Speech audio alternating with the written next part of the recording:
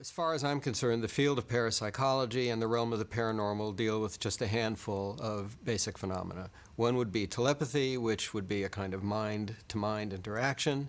Another would be clairvoyance, which would be the impact of some physical state of affairs on an individual's mental states. Another, it may not be different, but another might be considered precognition, which would be the influence of the apparent influence of some future state of affairs on some earlier mental state.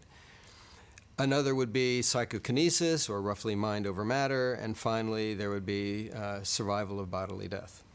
Let's talk a little bit about your confidence as a reasonably intelligent individual in the reality of any of these categories that go beyond the senses. I personally believe that there are some apparently paranormal phenomena that are genuinely paranormal, that can't be explained away in any sort of familiar terms that science has proposed up till now. What are the different ways that people use to possibly explain it?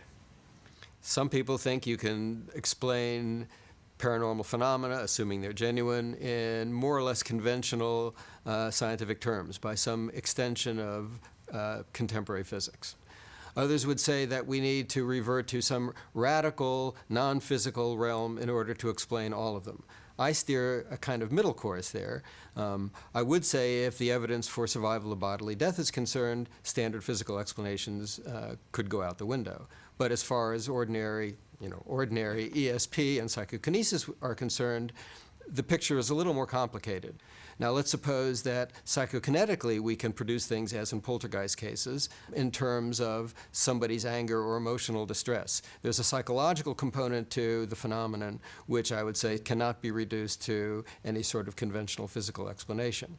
But there may nevertheless be some component of the phenomenon of PK, of psychokinesis, or poltergeist phenomena, or of ESP that would involve some extension of present-day science as we know it, to account for that part of the phenomenon.